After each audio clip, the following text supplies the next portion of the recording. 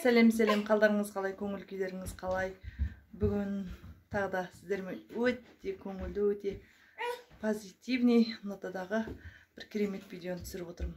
Жалпы адамзат баласы бұл қоғамдағы кез келген адамдарға проблема болып жүрген, шешімін табылмай жүрген, мәселе болып жүрген жағдай қазір қаржының жетпеуі.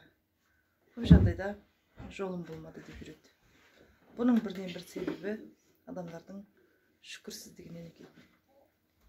Сіз әрқашан кез келген іске шүкір дейтін болсаңыз, шүкір ететін болсаңыз, шынайы, шын жүрегіңізден шүкіршілік ететін болсаңыз, Алла тағаланың уәдесі бар.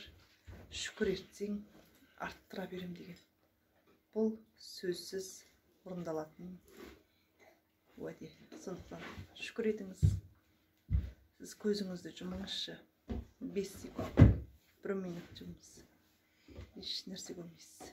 Осы көріп тұрған көзіңіздің, жанарыңыздың жарықты көріп тұрғандығы қаншалықты баға жетпес байлық екендігін сезінген күні шүкіршілікті қалай айтуды сезінесіз.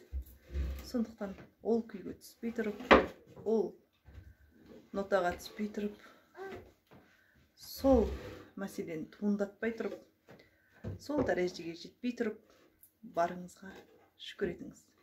Шүкір етсеңіз, міндетті түрде Аллам арттыра береді, арттыра береді, арттыра береді.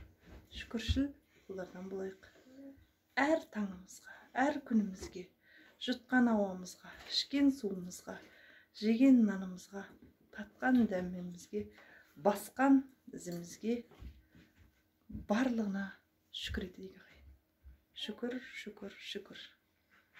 Аллаға, жаратушы иемізге сансыз шүкір деп жүрейік.